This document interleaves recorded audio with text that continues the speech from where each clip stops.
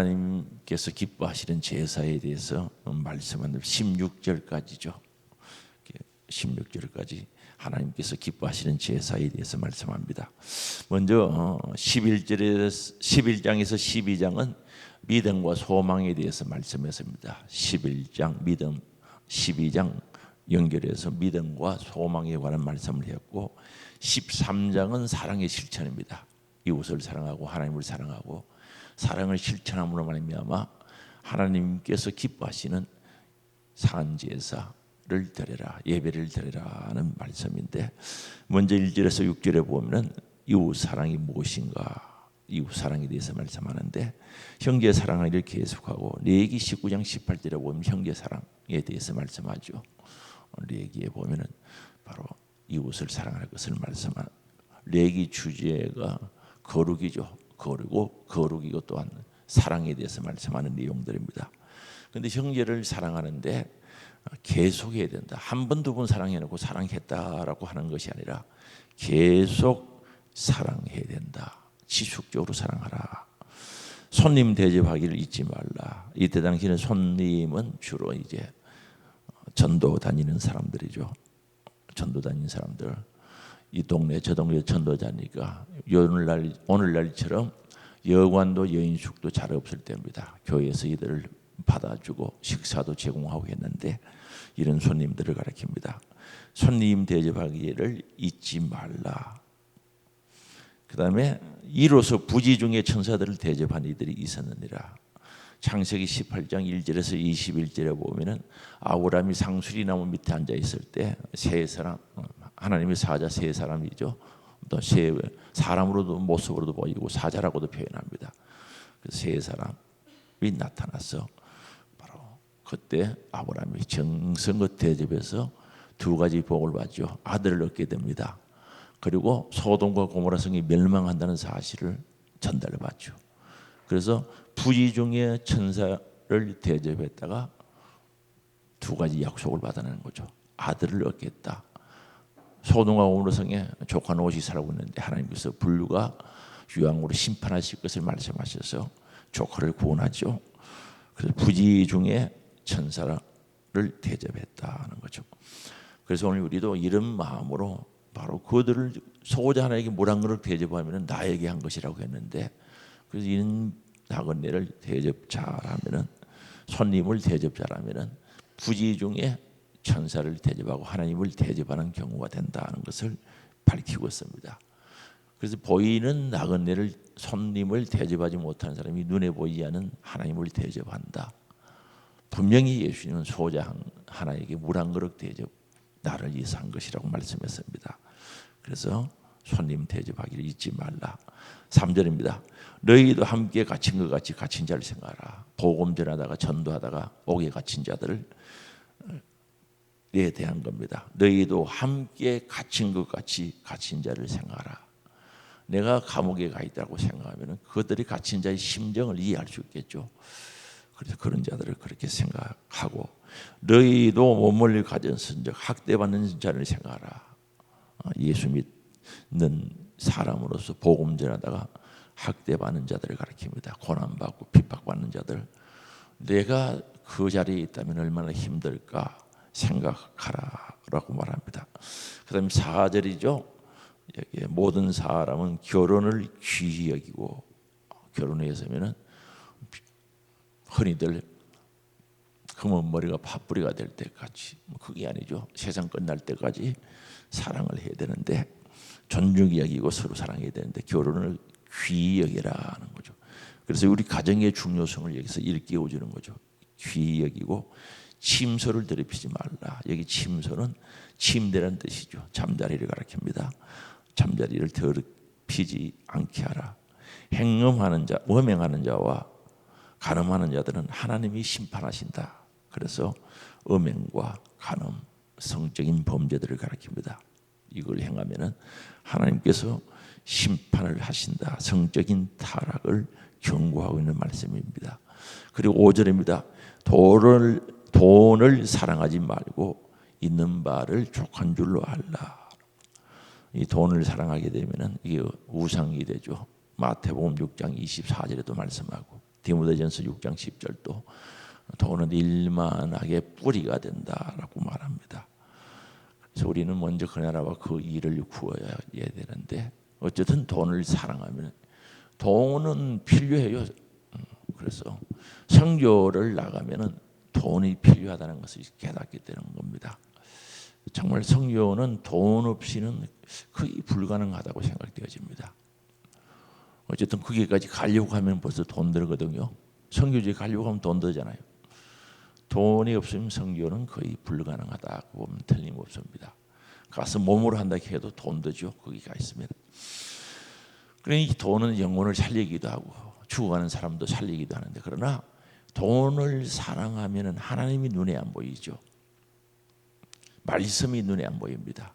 그래서 돈을 사랑한다는 것, 우상 숭배가 뭔가 하면은 하나님보다 더 사랑하는 것, 하나님보다 절대 가치를 두는 것이 우상 숭배가 되는 거죠. 그 돈을 하나님보다 더 가치를 두면은 그게 우상 숭배입니다. 그래서 돈을 사랑하지 말라라고 경고 딱 하죠. 있는 바를 족한 줄 알라. 자족의 비결을 배워라라고 말씀합니다. 그 사도 바울도 빌립보서에서 말씀합니다. 자족의 비결을 배웠노니 빈부에 처할 줄도 알고 다 배웠다는 거죠. 그래서 결과적으로 얻은 것이 자족의 비결을, 가난한 일도 당해보고 부자의 생활도 해봤는데 결국은 예수 그리스도 안에서 자족의 비결을 배웠던 것을 고백합니다. 여기서 마찬가지입니다. 족한 줄 알라. 그가 친히 말씀하시기를 내가 결코 너희를 버리지 아니하시고 너희를 떠나지 아니하리라 하셨느니라. 우리 주님의 말씀이죠. 하나님께서 지켜주신다라고 분명히 말합니다. 떠나지 아니하고 버리지 않는다는 거죠. 하나님을 사랑할 때 하나님은 절대 우리를 떠나지 않고 우리를 버리지 않는다는 거죠. 그럼 돈을 사랑할 때 하나님 떠날 수밖에 없고 하나님 결국 버릴 수밖에 없죠. 돈을 사랑하는 사람은 하나님을 버린 사람입니다. 돈 사랑하기 때문에 하나님을 버리게 되는 거죠. 그래서 두 주인을 동시에 섬길 수 없다 그랬죠. 재물과 하나님을 함께 사랑할 수 없는 겁니다. 절대 같이 사랑할 수가 없어요. 이걸 경기 여기면 이걸 귀 여기고, 이걸 귀 여기면 이걸 경기에 가볍게 천하게 생각할 수밖에 없는데, 그래서 하나님의 약속입니다. 내가 결코 너희를 버리지 아니하고 너희를 떠나지 아니하리라. 어떤 자들에게? 세상의 그 무엇보다도 우리 주님을 사랑하는 자에게서 떠나지 않는다라고 말씀하고 있습니다. 그리고 6절입니다. 6절은 시편 18편 118편 6절의 말씀을 인용한 거죠. 그러므로 우리가 담대히 말하되 주는 나를 돕는 이시니 내가 무서워하지 아니하겠노라. 주님이 나를 도와주시면 우리 담대해집니다. 하나님 내게 어찌하리요. 그래서 하나님께서 지켜주신다는 것을 분명히 말씀합니다. 그래서 바로 이웃 사랑의 실천을 요구하고 있는 내용들입니다. 그 다음에 계속해서 하나님을 기쁘시게 해드린 그 예배를 드리기 위해서 7절에 말씀합니다. 하나님의 말씀을 너희에게 일러주고 말씀을 일러주고 너희를 인도하던 자들을 생각하여 믿음으로 인도하던 자들을 생각하라는 거예요. 교회 지도자들이죠. 생각하며 그들의 행실의 결말을 주의하여 보라는 겁니다. 이때 당시에는 박해가 심할 때인데 교회 지도자들이 엄청난 박해를 당하고 순교하기도 하고 옥에 갇히기도 하고 정말 고난의 길을 갔던 시절이었습니다. 그래서 그들의 행실의 결말을 주의하셔서 잘 보고 그들의 믿음을 본받으라. 고난과 역경이 와도 변하지 않고 환난과 핍박이 와도 흔들리지 않는 그 신앙을 잘 살펴보고 본받으라고 이렇게 말씀합니다. 이게 안 되면은 예배가 되겠어요? 하나님 기뻐하시는 예배를 드릴 수가 없는 겁니다. 고난을 두려워하는 사람은 절대 하나님께서 기뻐하시는 예배를 드릴 수가 없습니다. 죽음을 무서워하는 사람들은 절대 예배를 하나님께서 기뻐하시는 예배를 드릴 수가 없죠. 그래서 예배는 우리가 모여서 드리는 예배만 있는 것이 아니라 생활 속에 바로 로마서 12장 1절의 이야기는 산 제물이 되어서 생활 속에 드리는 제사도 포함됩니다. 이 두 제사가 함께 드려져야 되는데 이런 제사를 드리는 사람이 두려워하는 사람이 어떻게 제사를 드리겠어요? 못 드리지. 그래서 이북에서 북한에서 예배 드리는 사람들을 그 간정들을 보면은 그들은 생명 걸고 한다는 거죠. 땅굴 파놓고 예배를 드리다가 그 주위에 공사를 하면서 그걸 발견한 거예요. 그래서 붙잡혀 가서 순교당하는 그런 얘기들, 간정들 들어보면은 그들은 예배를 생명 걸고 하는 겁니다. 붙잡히면은 뭐 감옥에 가고, 물론 감옥에 가고 수용소에 갈 수도 있지만은 죽어요. 그 사람들은 간정 들어보니까 바로 심판, 바로 재판을 해서 사형에, 이민 재판에서 사형에 처한 사람들이었습니다. 가족들을 다 한꺼번에 죽였다는 거죠. 진짜 그 간정 들으니까 마음이 아프더라고요. 저는 또 한편 그런 위기가 왔을 때 담대하게 순교할 수 있을까 하는 그런 생각을 제가 가지기도 했습니다. 그래서 그들의 믿음을 본받으라. 왜 그렇습니까? 예수 그리스도는 어제나 오늘이나 영원토록 동일하신 분입니다. 그럼 초대교회 예수 믿는 사람들이랑 오늘이나 예수 믿는 게 달라야 돼요? 똑같아야 돼요? 같아야 돼요. 그러면 우리나라, 일본이 우리나라를 압제했을 때 예수 믿는 사람 고난 많이 당했어요. 그때 믿던 예수님이나 6.25 때 많은 순교자들이 나왔죠. 전라도 쪽으로 가면은 아주 교회 안에 사람들 집어넣어놓고 문 닫아버리고 불 질러버린 교회도 있고, 우리가 전번에 한번 견학 갔던 화성이죠. 화성에서도 그런 모습들을 봤는데, 그럼 그때 믿는 그들의 예수나 오늘날 믿는 우리 예수님이랑 같아요, 틀려요? 동일하신 분입니다. 그런데 제가 잘못된 생각인지 모르겠으면 그렇지는 않은 것 같아요. 가만히 설교를 하면서 반응을 보면은 뭐 오늘 뭘 그런 자꾸 편안하게 예수를 믿으려고 하는 분들이 다는 아니지만은 들어 있는 것 같아요. 못마땅해 하는 사람들이 있는 것 같아요. 예수 믿으면 구원받지 뭘 그렇게 자꾸 어려움을 요구하느냐 모르겠습니다. 그런 생각을 하시는 분들이 있는 것 같아요.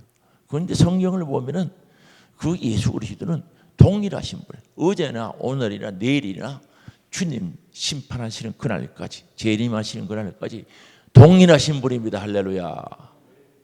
어디 주님이 변했습니까? 그러면 우리 신앙생활도 안 바뀌어야지 어떻게 바뀝니까? 신앙생활이 시대를 따라 바뀝니까? 하나님이 변질됩니까? 아니죠. 동일하신 분입니다. 회전하는 그림자도 없다 그랬어요. 시건치 않는다 그랬어요. 하나님께서 말씀하신 것 변하지 않는다 이 말입니다. 시건치 않은. 회전하는 그림자도 없다는 거. 인간이 아니라는 거죠. 사람이 아니라는 거죠. 천지를 말씀으로 창조하신 그분의 말씀은 오늘도 동일하신 분인 줄 믿을 수 있기 바랍니다. 그래서 여기 이야기하는 겁니다. 그리스도는, 예수 그리스도는 어제나 오늘나 동일한 분이다. 그래요? 동일해요. 그래서 9절입니다. 여러 가지 다른 교훈에 끌리지 말라는 거죠. 다른 교훈에 끌리면 안 돼요. 다른 교훈들은 누가 합니까? 강아지가 합니까? 사람들이 합니까? 사람들이 하죠. 그래서 결국 복음이 없는, 진리가 없는 사람들의 이야기를 듣지 말라 이 말 맞죠? 아니 다른 교훈이 어디 뭐 말이 합니까? 소가 합니까? 사람들이 하지. 그래서 진리가 없는, 성경이 아닌 쓸데없는 얘기를 듣지 말라 이 말입니다. 성경이 아닌 다른 교훈에 끌리지 말라는 거죠. 참 안타깝죠. 신앙생활 수십 년 또는 수년 잘하다가 사람의 말에 딱 걸려가지고 한순간에 팍 넘어져 버려요. 이단에 빠진 사람들이 다 그래서 빠진 거 아닙니까? 여기요, 기독교를 모방하는 이단들은요 전부 그 다니던 사람이, 새로 거기 다니는 사람이 극히 드물어요. 교회에 발을 디뎌놨던 사람들이 거기에 가는 거예요.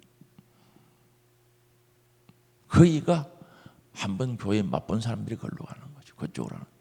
교회는 다녔는데 구원의 확신이 없고 예수님을 만나고 확신하고 천국이 믿어지는데 안 믿어지고, 교회 다니다가 천국은 못 갈 것 같고 부담이 되니까, 이단은 뭐 회개가 있습니까? 가면 다 천국 간다고 그러는데, 그러니까 너무 좋거든요. 글로 가버리는 거죠.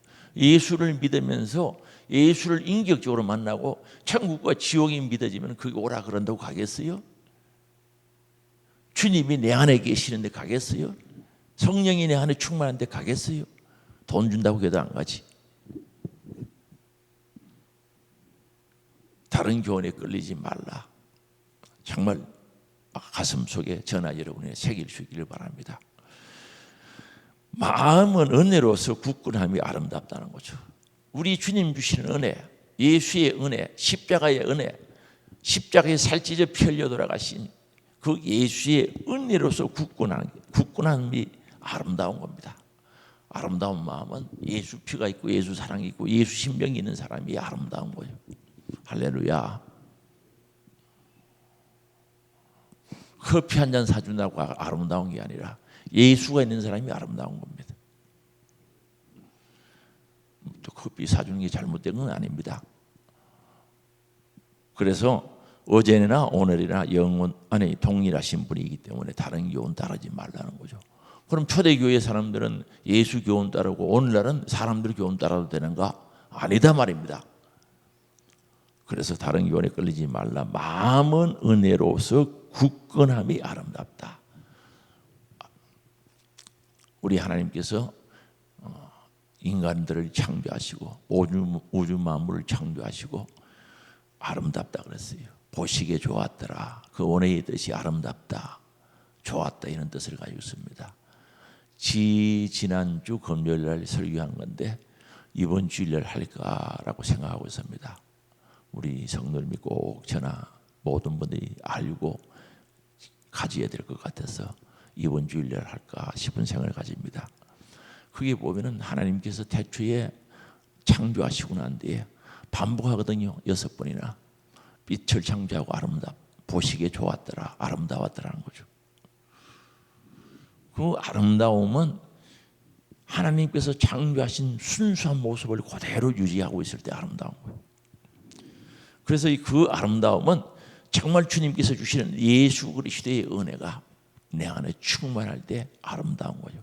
이 설명하려고 하면 한참 걸리는데 주일날 설교할 내용인데, 아름다웠다가 범죄했을 때는 아름답지 못했어요. 추방되었어요. 그래서 예수님 보내주셔서 예수의 은혜로 죄사함 받고 예수의 은혜를 가지면 아름다운 마음 되는 줄 아시기 바랍니다. 할렐루야. 하나님 보시기 힘이 좋았더라, 회복되어져야 되는 줄 아시기 바랍니다. 그걸 가지고 있어야 되는 거예요. 그 아름다움은 예수가 있을 때 아름다워진다 이 말입니다. 음식으로 할 것이 아니라 이 주제가 있는 거, 주례. 뭘 먹지 말라, 먹어라, 먹지 말라. 음식으로 살 것이 아니라 음식으로 말미암아 행한 자는 유익을 얻지 못하느니라. 규례를 가리킵니다. 율법의 규례, 유대교의 규례들을 가리킵니다. 그래서 율법에서는 음식을 여러 가지 제도, 규례로 만들어 놓고 하지 못하게 했던 거죠. 그래서 그거는 지킨다고 되는 게 아니고 은혜로서 굳건한 마음을 가지는 것이 아름다운 것이다 라고 밝히고 있습니다. 그 다음에 10절입니다. 우리에게 제단이 있는데 장막에 서 있는 자들은 그 제단에서 먹을 권한이 없다. 이제 구약에 제사를 드리고 제사장들이 그 음식을 먹죠. 그러나 장막에 성이든 내인들은 그 음식을 먹지를 못했어요. 권한이 없었어요. 먹을 권한이 없었는데 11절입니다. 이는 죄를 위한 짐승의 피는 대제사장이 가지고 성소에 들어가서 지성소를 가리킵니다. 그 육체는 영문 밖에서 불살랐다. 2마리 양이 있는데 한 마리는 아세살 양이고 한 마리는 속죄 양인데, 속죄 양은 잡아가지고 피를 가지고 7월 10일 대속죄일에 대제사장이 지성소에 들어가서 속죄단이죠. 속죄단이 피를 뿌려요. 피를 뿌리면 죄 사함을 받는데 그에 대한 이야기입니다. 그래서 구약시대 때 죄 사함을 받았다는 거죠. 그와 마찬가지로 11절입니다. 이는 죄를 위한 짐승의 피는 대제사장이 가져가고 성소에 들어가고 그 육체는 그 영문 밖에서 예루살렘 밖에서 불태웠다는 겁니다. 밖에서 불사람이라. 12절입니다. 그러므로 예수도 자기 피로서 백성을 거룩하게 하려고 우리 예수님이 십자가 못 박히신 사건을 이야기합니다. 성문 밖에서 고난 받으셨다는 것을. 골고다 예수님이 십자가 세워진 곳이 예루살렘 성 밖입니다. 성문 밖이라고도 하고 영문 밖이라고도 하는데 예수님 바깥에서 유대인들은요 이런 사형시키고 하는 것을 좋지 않게 봤기 때문에 성 안에서 못하게 했습니다. 성문 밖에 했어요. 그래서 우리 예수님도 성 밖에 영문 밖에서 골고다에서 십자가에 못 박혀 돌아가신 사건을 여기서 이야기합니다. 그래서 성문 밖에 고난을 받으셨다는 거죠. 그러면 우리는 어디로 가야 되는가? 그런즉 우리도 그의 치욕을 짊어지고 바로 부끄러움이죠, 고난이죠, 역경이죠, 환난과 핍박도 포함됩니다. 이걸 우리는 예수님의 십자가 짓듯이 그 십자가를 지고 짊어지고 영문 밖으로 예수 있는 곳에 가야 된다는 거죠. 우리는 어떤 일이 있어도 영문 안이 중요하고 밖이 중요한 게 아니라 예수님이 있는 곳이 중요하다는 것을 여기서 밝힙니다. 유대인들은 성 안을 굉장히 귀하게 여겼습니다. 그러나 우리는 그게 아니고 예수님 있는 곳으로 가야 되는 거죠. 예수님이 역사하는 곳으로 가야 되는 줄 아시기 바랍니다. 그래서 교회가 왜 중요합니까? 두세 사람이 내 이름으로 모이면 그곳에 우리 예수님이 함께 한다 그랬죠? 그래서 교회가 귀한 겁니다. 그래서 예수님 있는 곳으로 가야 된다. 영문 밖으로 갈 일이 없는데 예수님이 그곳에 가셔서 십자가 못 박혀 돌아갔으니 그분이 계신 곳으로 가자는 거죠. 나아가자. 14절입니다. 여기는 영관 도성이 없다. 영원히 살 세상이 아니다는 거죠. 이 세상에 아무리 좋은 집이, 영국에 어떤 동네 보면 집이 보통 1,000억 넘는 집들이 있는 데 있어요. 미국에요, 캘리포니아 해변가에 가면 보통 집들이 한 50억씩 뭐 100억씩 이래 하는 동네가 있어요. 집안에 골프장이 있더라고요. 보니까 아무리 좋은 집이 있어도 영원히 살아요, 못 살아요? 못 살죠. 그래서 이 세상에는 영원히 살 집이 없다. 도성, 영원히 살 집이 없다. 도성이 성이 없다. 장차 올 것을 찾나니 장차 우리에게 예루살렘 성, 하늘의 예루살렘 성, 영환도 성, 하나님의 나라가 우리에게 오고 있는 줄 믿을 수 있기 바랍니다. 이게 믿어지는 역사가 있기를 원합니다. 천국이 안 믿어지는 사람하고 무슨 대화가 되겠어요? 내가 천국에 간다는 확신이 없는 사람하고 무슨 신앙의 구원면이 될 수 있겠냐 말입니다. 하늘의 보화를 사피다. 천국이 안 믿어지는데 어떻게 그게 가능하겠어요? 천국이 믿어져야지. 영원한 도성이 장차 올 것을 우리가 그걸 찾고 그걸 바라보고 거기 가기 위해서 신앙생활을 한다는 것 아닙니까? 그러면 천국을 바라보고 천국에 들어가려고 한다면 어떻게 해야 되는가? 그러므로 그렇게 살려고 그렇게 사는 사람은 그러므로 우리는 예수로 말미암아 항상 무슨 제사를 드리는 겁니까? 찬송의 제사를 하나님 드리자. 예수 나 죄에 의해서 십자가에서 죽었다는, 십자가 지시고 고난의 십자가 지시고 영문 밖에서 죽으셨다는 거죠. 우리도 그 영문 밖 예수 있는 곳으로 가자. 그러면 우리도 산다. 영원한 도성, 하늘의 새 예루살렘이 오고 있다. 천국이 오고 있다. 전하는 삶, 찬송의 제사, 주님을 인정하고 높이는 찬송의 제사. 이거 제사요, 예배란 말입니다. 예배. 그래서 로마서 12장 1절에 우리 몸으로 산 제물로 드려라. 전에 본 적에는 산 제사를 드려라. 그 뜻입니다. 우리 몸에 있는 모든 것을 동원해서 산 제물이 되어서 제사를 드려야 된다. 이 말씀입니다. 찬송의 제사를 하나님께 드리자. 이는 그 이름을 정언하는 입술의 열매다. 이거 거꾸로 얘기하기 맞습니다. 우리 예수님을 정언하는 입술의 열매가 있기를 원합니다. 전도하는 입술의 열매가 있기를 원합니다. 주님을 높이고 찬양하고 찬송하는 전도의 열매가 또한 예수님을 증언하는 열매가 있기를 원합니다. 이건 뭔가 여기서 밝히는 대로 찬송의 제사라 하는 거죠. 찬송의 제사. 오늘 우리 여기까지 합니다. 내일 15절부터 또 다시 할게요. 다시 하는데 찬송의 제사를 감사합니다. 저절로 나오죠. 주님 감사합니다. 저절로 나와야 되는 거예요. 이렇게 살면은 당연히 십자 가지고 주님 계신 곳으로 가지 않겠어요? 그런데 예수만 믿으면 구원받는다는 그 생각 가지고 아무것도 안 하고 주일날 그저 한번 와서 예배 속 드리고 집에 가서 그게 신앙생활이 제대로 되겠냐는 거죠. 지속될 수 있겠냐는 거죠. 예수의 생명, 예수의 피, 예수의 은혜가 있다면 그냥 있을 수가 없겠죠. 사형수가 살아났다. 감사하고 감격 속에 살 수밖에 없는데 영원히 지옥에서 고통당해야 할 우리 인간들이 구원받은 은혜가 살아있다면, 잊어버리지 않았다면 찬송의 제사를 드릴 수밖에 없는 겁니다. 이것이 우리의 삶이 되시기를 주의 이름으로 축원합니다. 아버지, 찬송의 제사 드리기 원합니다. 영광 받으시옵소서. 육의 질고로 고난당한 자를 치료하사 강건하게 하시고 하나님께 산제물이 되는 은혜의 역사가 지속될 수 있도록 건강 주시옵소서. 오늘 거룩한 주일을 준비하는 하루 되게 하시고 하나님의 은혜와 역사 속에 승리하는 한 날이 되게 하옵소서. 오늘도 주 앞에 1,000번 감사드립니다. 주님 기쁘게 받으시고 기록된 기도의 제목, 담겨져 있는 기도 제목 읽으시고 역사사 열매지게 하시고 풍성케 하시고 여호와의 은혜가 넘치게 하옵소서. 오늘도 주님 만나는 시간 되게 하시고 주님과 교제 교통의 시간 되게 하시고 우리의 기도에 주님 뜻 가운데 응답과 역사가 있게 하여 주옵소서. 기도의 능력 비밀을 가진 자들이 될 수 있도록 인도해 주시기를 간절히 바라곤 합니다. 아버지 하나님, 입술에 제사 정말 올려드리게 하시고 하나님을 기쁘시게 해드리는 저들 되게 하옵소서. 예수님의 이름으로 기도합나이다. 아멘. 주여 한번 부르고 기도합니다. 주여.